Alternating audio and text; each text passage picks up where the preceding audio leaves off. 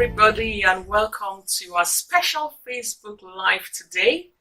It's a real pleasure to have you here and to have my wonderful teen friends here with us today. It's going to be, I promise you, it's going to be very empowering, very inspiring, especially if you're watching with your teenagers.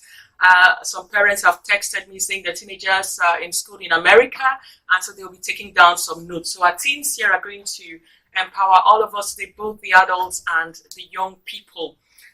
The reason why I put this show is, as you know, my name is Pauline Lehman. I'm the founder of Star Riches Community Initiative. It's a charity whose mission is to raise aspirations and break the cycle of Black people on their achievement in education. One of the things that we do within the community is to help young people develop the skill sets and mindsets that they need to succeed. And we believe that educational attainment is really important, or academic success is important to help a community or deliver a community from poverty. It opens up doors of opportunities, and I believe that we can change the story of our community by positioning our children for academic success. Educational report says in the United Kingdom that Black children are trailing behind children from other ethnic backgrounds in terms of exam results, that our children are not achieving as well as they should in school. And today I have here four amazing young people who are going to, share with us, some secrets, some tips that they've used to turn around that testimony, that educational report. So I'm just going to present them to you today. This is Success. He attends grammar school. This is Esther. She goes to grammar school as well. She just completed her A Levels. And Success is in lower six, going to upper six. Again, I'm going to talk about the results they achieved shortly. And here I've got Dara. She goes to a state school, a comprehensive school in inner Manchester. And here I've got John, who goes to an independent school. And these students have proved to us that it doesn't matter whether you go to a state school, whether you go to a selective school, whether you're Black, that you can ace your exams through some strategies that they're going to share with us today. So I'm going to ask my guest here today, please feel free, just relax. We're just going to have an informal conversation. If you've got questions to ask, if teenagers have got comments to make, please just put them down. I may not be able to see them all now, but at some point I'm going to check on my phone to see what people have left there as comments. So I want to ask you really quickly, just running from Success to Esther and Dara and John, were your results expected? By the way, Success achieved 11 A stars at his GSCEs, and I said before that he goes to a grammar school. Was it a surprise, John? Success. Well, with all the work that was put in, because it was a process as well, so obviously nobody starts off achieving all A stars at GSCE. That's unheard of. But with the process that you go through, it didn't come as a shock because I knew that I'd worked for it. And so of course it was a pleasant experience, but it wasn't something like, oh my God, I got A stars, completely unheard of. I didn't know this is gonna happen. Awesome. So did you actually work for it? Did you intend to have A stars? Yeah, and I think that if you have to kind of orientate your goals depending on what you want to get. Okay, don't go ahead of me there. Sorry, okay. yeah. Okay. Right, I just wanted you to tell me whether you planned it. Because, yes. Someone says that everything starts with a decision, with an intention. Yeah. Esther, what about you? Was it a surprise? Esther had 1 A star and A star and 3 A's at A levels. And she's going to study medicine. So Esther, tell us about it. Was it a surprise? Did you intend to have it? I think I definitely worked towards it because knowing I wanted to study medicine, I knew I already had to work for 3 A's. So it wasn't I could aim for maybe a B. I think I had to aim for the A. So I definitely worked towards it. Fantastic. Dara. So Dara goes to state school that is not very high achieving, and I was really impressed by her results. She had 6 A stars, 2 A's, and 2 B's, and I thought, given the school she goes to, that was an amazing result. So Dara, did it come as a surprise to you, or did you actually want to achieve that? I really wanted to achieve the results that I got, because obviously, you know, wanting to go to a sixth form grammar school, like that was my goal, and I knew I had to work hard towards it, not just for the sixth form, but my future as well. So I knew I had to work hard in general. So it kind of wasn't expected, but when I did get the results, I was just so relieved and happy at the same time. So it was cool. Awesome. What about you, John? Yeah, I got 7 A stars and 3 A's, and I was really pleased with the results because I did work hard for it. Awesome. And some of the exams were pretty difficult, so it was a pleasant surprise. Because you did the IGCSE as well, isn't it? For most of my subjects. Absolutely. Awesome. Now, the next question, because the aim of this session really is for young people to inspire and motivate their peers to aim high. So we see from the first point they made that they had a plan, they had a goal. They didn't just start year 11, just navigating through without having a goal. So they had a goal. That's the first point that comes across here. Now, the next question I want to ask you is, really quickly, how do you rate your academic ability, if I may call it that way, or your intelligence? Intelligence or IQ, or people call it sometimes smart or brainy. How do you rate yourself? Success, yeah. I like to think I'm above average, at least. But of course, there's many people out there that are much better than me, just naturally. So being naturally gifted or naturally intelligent is one of the less important factors. Obviously, hard work is what is the deciding factor in deciding where you're going to go. Absolutely. Esther, how do you rate yourself? I'd say I'm smart enough, but even in class there were some times where I wouldn't be able to understand things. So as well, it also took a lot of work for me to take time out, spend time going over the topic, because sometimes I find that it takes me a bit longer to get things. So I definitely have to work maybe a bit harder sometimes than maybe some people who could just get it straight away. Okay, great. Dara? I would say I'm similar to both success and effort because, you know, it's hard, you know, for me as when I was younger, I used to take time, you know, to learn stuff. But over time, it gets easier and easier. And, you know, if you want to put your mind to it, you really start seeing the difference. And, yeah, that's how I think I'm around average. You know, hard work is the key. Fantastic. Now, I like what Dara has just said here, and it kind of ties in with the concept of neuroplasticity. For those who don't know, neuroplasticity is about the brain being plastic, the brain being able to change. And research shows that the more children are exposed to challenging information from childhood, or different experiences, the brain forms new connections. So that is what is called neuroplasticity. And so the child eventually, when they get faced with that kind of information, it becomes a lot easier. And that is what Esther just said. So Esther said she is slightly above average, but that through repetition and hard work, she found it a lot easier remembering things. Yes, John? I'd say I'm about above average as well, but as we say, practice makes perfect. So as long as you really put in the hard work and effort, anyone can really achieve and do what they want to. So Fantastic. So the next question, I'm going to ask each of you to share with us some secrets. Just one, because I know it might be the same for all of you, but just one secret that helped you to actually do well or achieve those A stars and A's in your exam. So let's start with this time. Let's start with John.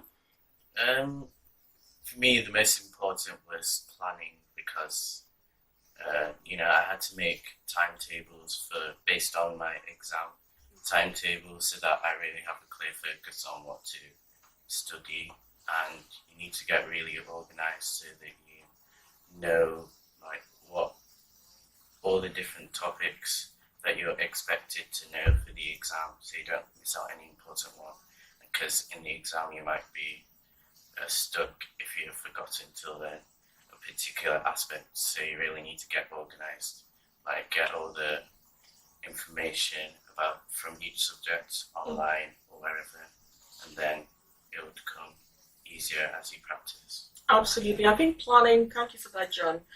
Planning is key, especially next June or next May. The students will be taking the new style GCSE for the very first time in all subjects. This year it was in English, English and maths only. But next year is going to be in all subjects. So students would have been studying 2 years worth of work to write an exam next May. So a lot of planning is needed. When would you say you started to actually study for your exams per se? Because having been a teacher myself, I've had students who 1 month to their GCSEs start to study for the exams. I've had some who the week before, they start to study for exams. Obviously, we know the outcome in that kind of case. But I want you to share with us, when would you advise students who are going to be taking their GCSEs in May 2018 to start to actually study seriously for their exams? I'd say from the word go, so I started year 10 summer, looking at all the specifications for the exam and really planning on the topics that I needed to study. And for the ones that you haven't studied just yet, it doesn't harm in looking ahead just to see what you'll be taught, so that when in school, when they're teaching it, you'll be ahead of the game and it'll come a lot easier to you. So that's what I did. Awesome. Is it the same for you all? Do you have anything different in terms of planning? When did you start to actually really study seriously for your exams? I definitely agree with John. Planning is of the utmost importance, and I think that setting goals as well is very, very key. And so the way I think of it is you set SMART goals. So not just smart as in intelligent, it's SMART as in SMART, where S is specific, M is measurable, A is achievable, R is realistic, and T is time bound. So for S, obviously you've got to set goals that are specific. So you can't just say, I want to do good in maths, or I want to do great in science. You have to say, at the end of this year, I want to get an A or an A star in physics or chemistry. And then measurable, obviously, we've got tests, so that probably isn't as important, but you need a way to be able to see your progress, not just because it shows you how far you've come, because it's a kind of, it keeps you determined. If you see your progress, so you know that, I've done this is great, I've got this much left to go, then achievable and realistic quite are similar, but getting an A in physics is achievable, but if you spend 5 to 6 hours coming back from school playing computer games or outside messing around with your mates, then it's not realistic. And the final is time bound. I like that. Yeah. So the final one is time bound. So if we don't set a specific time frame for your goals, it's very easy to procrastinate. So I know that I used to fall victim to this kind of thing where I get back and I've got homework to do. I'll be like, okay, I'll get this done in an hour's time or 2 hours time. And by the time it gets too late, I'm like, I'll leave it till school tomorrow morning. I think it's a trap a lot of teens get exactly. into. It's a trap. So how do you overcome procrastination then? Why are you talking about it? It literally is just you force yourself. I was lucky kind of because my mum's also a teacher, so she helped me out. But also, it's good to surround yourself with people who are like-minded. Wow. So if you've got friends that you know have like the same kind of goals as you, you've got to keep around them, because if, say, you're not doing as great, they'll help you out, and vice versa. Wow. So I've that also got friends that helps me out. Yeah. Awesome. Now, you've said so much. I am a big believer of setting academic goals, and I teach parents how to support their children to set academic goals. In life, without a goal, you won't achieve anything. So goal setting is definitely something that parents and young people watching should take away from here. And I do believe a lot in who is it that surrounds you. So I'm asking the question to teenagers watching, either live or the replay. Who are your mates? What are their aspirations? Do they want to do as well as you? If they don't want to do as well as you, are they the right people to surround yourself with in this very important year of your exams? So thank you for that. That was an amazing contribution. Esther, what's the secret? What one secret? Okay. So I think my secret was, even once I started AS, I already started making notes at the end of each topic, and I found that notes really helped me, because it made I would get all my school notes and all my textbooks together, and then make notes on each topic once we'd finished it at the end. And I found that helped me, maybe if there were aspects of each, like certain topics that I didn't quite understand, and helped me I spent some time getting to understand it and then make notes on it. So I found that really made sure I actually understood each topic. Good. So it didn't get to like near exam time when I was actually having to start relearning things. It was more like just going over rather than trying to learn everything like the space of like a day. So yeah, I found that really helped me. Absolutely. I believe so much in those little steps, especially because the content is huge. It's immense. So you can't afford to leave it till maybe when the teacher says you have a test next week or the exams come up before you actually start to study. I do advise students to study gradually, make the revision materials, keep revisiting them, even if there's no test coming ahead. Whenever you got time, just keep looking at them or that revision material to just help you remember and keeping in touch with the content, because the content is immense. Thank you for that. That's amazing. So Dara, tell us about one secret that helped you. I think the one secret that I did was I kind of like secluded myself. I don't know. I think I work best on my own. That's what I realized about myself. But obviously, like Success said, that he surrounded himself with like-minded people, and I had to change my friends and like the dynamics of my friendships with set people within year 10, because I knew the people that I was hanging around with were not on my level or didn't want to, run at the pace I was going at. So it was kind of like seclusion as well as making new friends and people who like brought my spirit up to revise and Mitch, have you done this? Have you done that? Have you done this essay? Have you done that? Have you completed stuff like that? So people would just bring me up, make sure that I'm on track. And absolutely. While I'm still with Dara.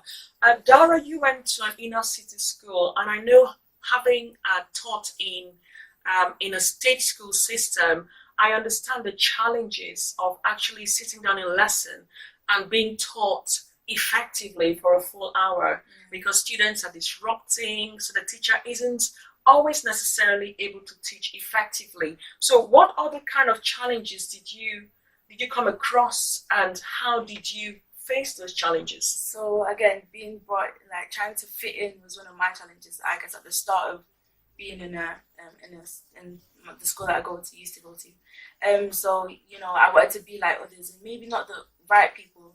So that was one of the challenges I faced personally. But how I overcame that was, again, I don't know, something just woke me up and was like, you gotta put your mind right. You gotta make sure you don't want to be. I don't know how it happened, but it just happened, and I was just like, I just found out that I needed to, get my mind straight and do right. So I think the biggest thing for me was fitting in, but I don't know, like others is, again, just distraction, like arguments with the teachers, and children wanted to argue with the teachers, children wanted to, students wanted to like pick fights and everything. All of that it does put your mind off work and everything, but you just, you got to set your mind right to, know what you want to do, and then everything will just like not distract you anymore.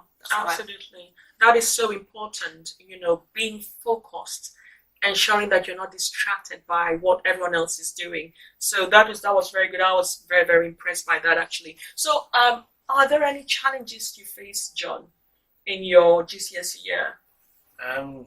Yeah, pretty much. I had to overcome, because I am pretty hardworking, but sometimes you just get those feelings where you can't be bothered. Is it the same for everyone?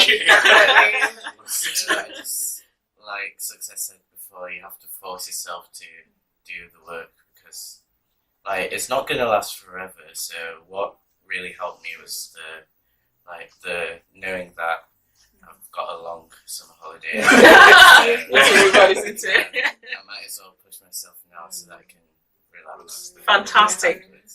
Absolutely, I think absolutely. We all need to have something to look forward to, and you looked forward to your summer holidays, and you really gave it your best. So, what kept you motivated? Me motivated. Well, it's good to have role models. So, I've got a friend. He was my role model. He's 2 years above me right now, called Wisdom, and he finished GCSEs with 10 A stars and a distinction. And then went on to he's currently studying medicine at UCL. So I got into contact with him, and he helps me out. So he was like the goal that I set for myself, and everything I did in terms of working was to try and better what he did, or at least achieve what he did. And I'm still doing that now. He's still my role model. I'm still keeping in contact with him. Fantastic. So I think, having people in upper years who have gone through like the process, the people who know what's right to do, what's wrong to do, when to do what, when not to do what, they're really key aspects of achieving what you want to achieve. Awesome. I definitely do believe in that, in role models, in mentors. In our day and age, it's easier to achieve anything with a mentor. So teenagers watching, have you got a role model? Have you got someone who's achieved what you want to achieve? Have you got a mentor, someone who will help you? I encourage, young people within the classroom. Who is that student that feels like they're doing the right thing? Can you talk to them during break time? You may not understand what the teacher teaches, but sometimes I've actually found out that students are really best pleased to explain stuff to students. I don't know, have you found that? That students can actually break it down to your level and you can understand it easier than when a teacher actually teaches. So find someone as you start the school year next week. You're in an exam class, find someone that you can, partner with. Find an accountability partner that will really challenge you and motivate you to keep going. Esther, so what was it that kept you going despite the pressure? I imagine there's a lot of pressure, isn't there? So, I actually really wanted to do medicine, and I knew I needed high grades for it. So what kept me motivated was thinking, imagine on results day, if you don't get the results you wanted and you don't get it's pretty much imagine. You can't rewind things. Yeah, you can't having any regrets on results day, thinking to myself, maybe you could have worked harder, maybe that time you were watching that TV show, you could have done just a little bit more work. So just the fear of not being able to do something I really wanted to do was what motivated me to keep working. Absolutely, thank you. What about you, Dara? What motivated you? What kept you going? So because I'm the oldest in my family, it's like, I don't know, the pressure of being the oldest and setting the bar so high that you don't want to seem like, oh, that wasn't even a hurdle for, like, you don't want your brothers to feel like, oh, she was a breeze, she didn't even drink. You know what I mean? You gotta set the bar somewhat high enough so that you feel good that you made an example to them, basically, that okay, this is the bar, but you guys should go over it. That's what pushed me to do good, because I just didn't want to feel like I was just a useless oldest who didn't set an example to do good, and that's what pushed me, basically, and also to make my own proud and the people around me. So yeah. Bless you. That's awesome. I like to hear that. Children always want to make us proud, and when we have high expectations for them, they will rise up to that expectation. So I want to ask Esther the question for the benefit of our GCSE students who are moving on to A levels. I know there's a massive jump in intensity, in level of difficulty, in method of study.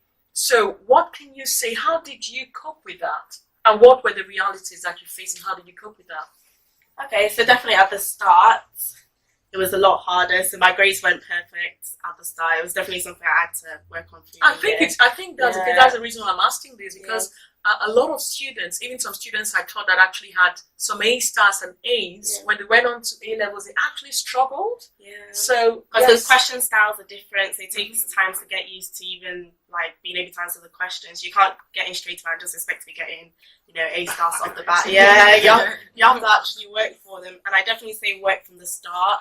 Don't leave, and sometimes people think, oh, AS don't matter, but I think, some of them think, whatever, I'll still go with my life. But I think you definitely work to getting good grades in your AS, because if you get used to the pattern of study in AS, it'll really help with your A levels. Because A level, I found the jump from AS to A level even harder than from GCSE to AS. I'm not going to lie, especially because they were like at the same time as your work. The content is even more for AS for the second year I found than the first year, and then you're also trying to deal with application for uni. You're trying to work out interviews, personal statements. So there's a lot going on. So if you've got yourself used to it, but for AS, it'll really help you get settled down for A level, I think. Awesome. So thank you very much for all those amazing questions.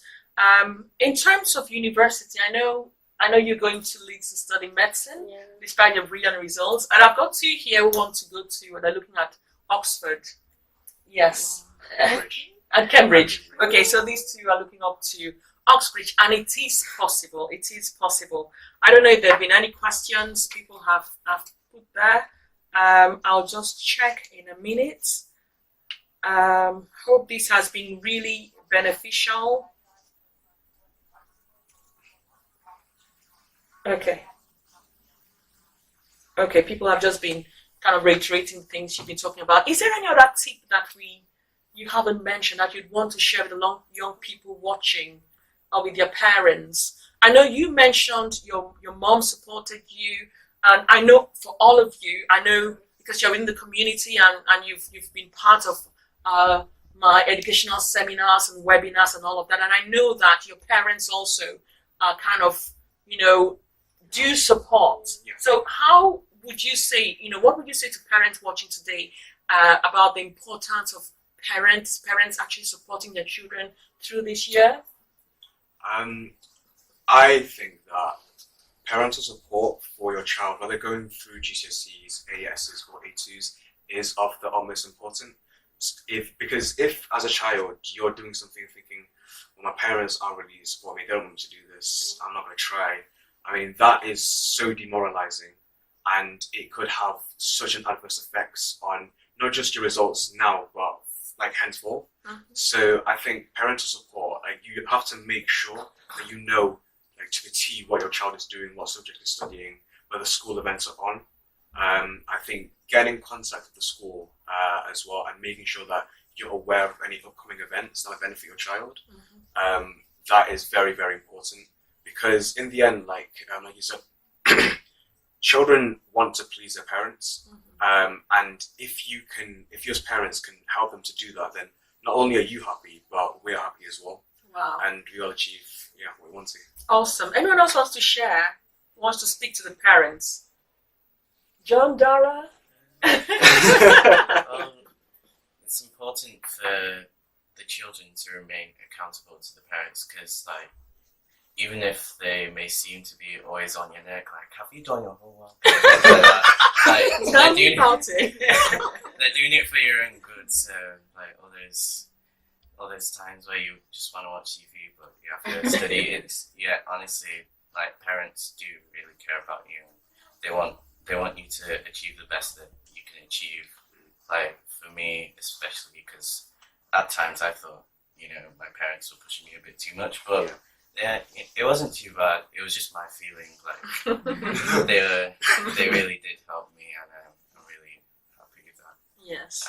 I got what I wanted, so Yes. just always trust in parents. Yes, definitely. I would say to the young people, your parents have your best interests at heart.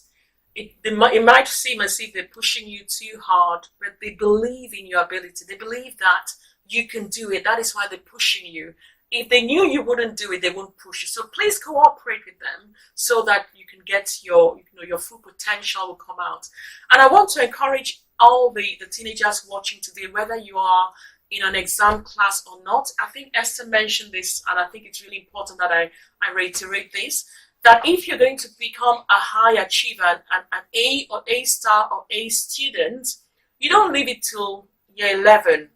If you're in year 7, 8, 9, 10, you need to start to push yourself to ensure that in each test you're achieving those high marks. It wouldn't just happen in year 11 if you've not been building up that work ethic, that resilience, those study skills that you need to be able to face an intense exam as GCSEs and A levels. Fantastic. So, final question. In your opinion, I'm going to ask each one of you, which of the following, I think we've mentioned some already, is crucial to excelling in your exams? Is it your ability, the type of school, hard work, your friends? Let's start with success. Without a doubt, the most important aspect is hard work. And another thing that I don't think was on that list, but to be able to do that hard work, you need to be able to enjoy the subject that you're doing. So if you have a genuine passion for a subject, so for me, I had a passion for physics. Even if at the start you're not that good, you're not achieving straight A stars, or you're not just like scraping along with like a C or a D or whatever. As long as you have that desire or that passion to work, then you will improve. I know that I started off really loving physics, but I was getting B's, the occasional A, maybe 1 or 2 A stars. But because I really enjoyed it, I thought that actually working for it wasn't work. It was more enjoyable. I know that's kind of nerdy, but it was an enjoyable thing for me. So I was able to push myself, and then I got an A star in physics, and I'm still doing it now. So I mean, yeah, hard work definitely. Awesome. What do you think, Esther? What are your Yeah, thoughts? I definitely agree. I think hard work, because the times that you struggle with a certain topic and you find that once you just put in a bit more time to understand it, maybe I needed to, like I said, I sometimes need to put a bit more work than others would to understand the topic, but either way we all get to the same end point. Absolutely. So it doesn't matter if you need to work harder or you need to take more time than others, as long as you get there, it's fine. And very important that you don't compare yourself with anyone else. Don't say, oh, my friend never studies, but she gets A stars. Yeah. You are different to your friend. You need to know your ability. You need to know, like, all we could see here, these are just the characteristics of A star students. They know their ability. They know how much effort they need to put in. Do you know your ability? Stop comparing yourself with anyone else. You are unique. You need to put in the effort that is commensurate with your ability. So, Dara, what would you say? I would say hard work as well.